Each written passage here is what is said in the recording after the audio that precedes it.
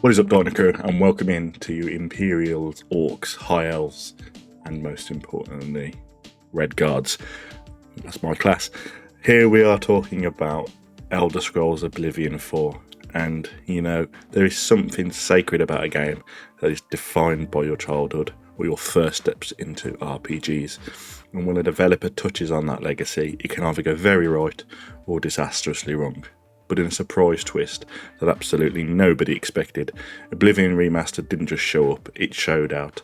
This is more than a soldier bait, it's a love letter, and today we're diving into why this remaster not only works, but might just be the gold standard and the new bar for doing remasters correctly. Now I know what you want me to do, Dino Crew. Leave a comment if you're playing Oblivion, let me know. Aiming for 2k subscribers before my birthday in July. Let's get this video to 20 likes, smash the hell out of that like button. Now let's get into it and talk about the legacy of Oblivion and realistically where this all started. So let's rewind a little bit back to 2006. The Xbox 360 had just launched, PC gaming was booming, and in comes Oblivion, this massive open world RPG that blew minds and fried graphics cards. It was ambitious, clunky, charming, and absolutely unforgettable. Players could go anywhere, steal anything, and almost importantly, punch anybody in the face and then argue with a guard about it. Who doesn't want to do that? Every quest felt like an adventure, every town had its own weird vibe, and the characters, oh man, really they tried so hard with their characters, but they were just meme factories for us. And who can forget the famous line, "You sleep rather soundly for a murderer," or "Stop right there, criminal scum." It gave us iconic moments like the Dark Brotherhood storyline, accidentally becoming the Grey Fox, and of course, running from the guards because you accidentally stole a spoon. This game had soul, it had passion, it's what everybody enjoyed playing and talking about. So when we heard it was getting a remaster, let's just say the community braced for disappointment. But what we got was way better than we could have hoped for. Now here you've got in the background some original footage running. This is actually the 2009 Game of the Year edition that I'm playing in the background, and you can see even for a game of 2009 it still sort of looks okay. It definitely hasn't aged too well, but it still holds a good standard, and a lot of people still enjoy going back and playing the original Oblivion. Now let's spin it around a little bit and let's spin into the remaster. Here we go. Let's talk glow up. Visually, this game has gone from muddy brown potato world to chef's kiss stunning. You know what I'm talking about. The forests feel lush and alive. Weather effects look actually immersive, and the lighting, shadows now fall naturally across a character instead of looking like someone smeared dirt on a flashlight. And in an RPG game, you want to feel part of the world, you want to feel in it, and they have done that. And the faces, remember those cookie cutter NPC heads from the original? Everybody looks like they were told their taxes went up. Now, there's actual detail. Eyebrows move, skin has texture, lips sync, sometimes, mostly. It's not modern AAA photorealism, but it absolutely nails the aesthetic. Now, it's not just prettier, it feels like the game we remember, only the way we thought it looked in our heads all those years ago. And that's a tough line to walk, but they've nailed it. And we know Bethesda over the years have struggled, with the glitches in their games and not getting stuff quite right. Fallout 76, for example, was a massive letdown for the Fallout fans. And to keep this so tight knitted and under wraps for so long, and then just basically go, here you go, here's Oblivion Remastered. They've done absolutely fantastic with it. This game looks stunning. As I say, I'm playing the remastered now in the background for you. You can see as I'm walking up to the different bits and areas around the village, and then shortly in a bit you'll see me walk up to one of the Oblivion portals. It is absolutely stunning and fantastic, and really do deserve some praise for this game. So why else is this game doing really well? Well, they could have totally botched it, but they didn't. They left the weird stuff in. They left it feeling like it had soul. Like the straight up preserved, it felt like an ancient relic, and they've just gone, well, what we'll do is we'll just make it look good, but we'll leave it. The iconic voice line where the actor fumbles and goes, "I've been fine." Still there. It's still hilarious. That is absolutely quintessential of Oblivion. They could have taken that out, just fixed it, but they didn't. They knew that they wanted it to be this way and leave it so people could enjoy it. The weird AI pathfinding that makes NPCs stare at walls or walk into chairs, still here.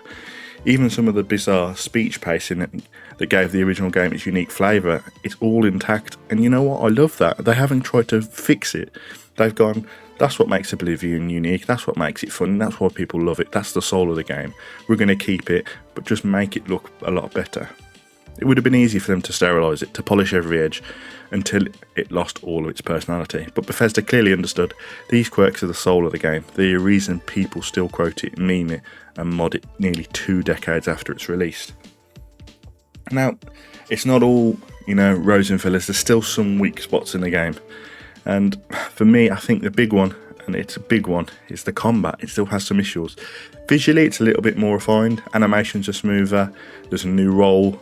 When you upgrade your athletics, hitboxes feel a little bit better, but it still feels like you're swinging a paper towel tube at a mannequin. Whether you're using a sword, axe, or literal giant warhammer like I'm here, the sound design doesn't change much. There's no weight, there's no crunch, there's no thud when you strike an enemy. It all sounds like someone's just dropped a text box on carpet. It just doesn't work for me. It's not game breaking, but in a remaster, they did some things that stand right, that they'd left this in, which I think they should have done. It's a nitpick from me, I know it is, but if Bethesda drops a patch down the line, this would be one area for me I would like to see them tighten up.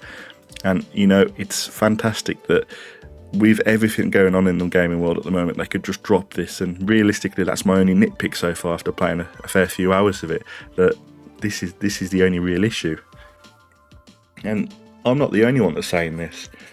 Even with its few flaws, fans are eating it up. The response from the community has been one big round of applause, and that's not sarcastic. Thanks, Todd. Kind, we're talking of actual, genuine praise. I've got some screenshots showing over at the moment.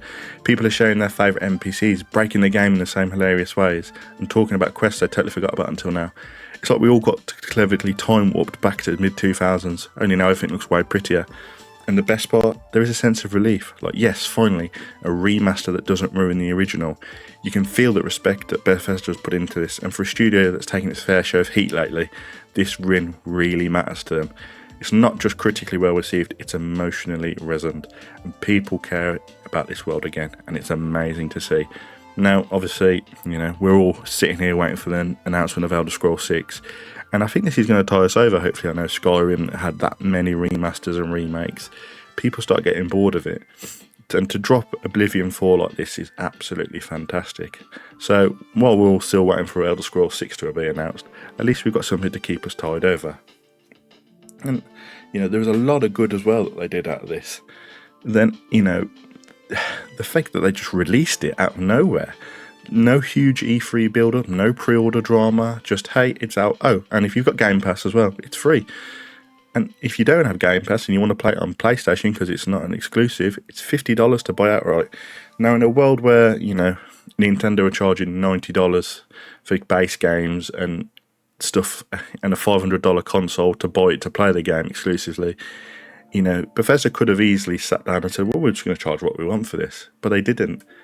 That is alone in this economy is wild. As I say, we've seen games charge $70 just for upscaled textures or content cuts. But here we're getting a full, carefully rebuilt game for the price that actually feels fair. It's like they remembered the value of the part of made Oblivion special in the first place. No battle pass, no $20 horse joke armor this time. Although if you do upgrade to the $60, you do get some horse armor. Just a complete experience ready to be discovered. And I think Bethesda really, really need to, take some good credit for that, because they could, as I say, easily charged quite a lot of money for this, and they've decided not to. And I think that's why a lot of people are really happily playing it at the moment, and shows that, if developers put a lot of time and effort in, and also release fairly priced games, they get a lot of wins, and good for them. I really do hope that Bethesda can kick on now and bring out banger after banger. So, final thoughts on this. In the end, Oblivion Remastered just doesn't update the classic, it resurrects it. In my opinion, this is more like a remake than a remaster, from the ground up rebuild. It reminds us of why we fell in love with the janky, brilliant world in the first place, and it shows that remasters can do more than just polish, they can honour the game. From the forests of Valenwood to the mad realm of Sheergoth, this game is packed with history, humour and heart, and now a whole new generation gets to experience it without needing mods to make it playable.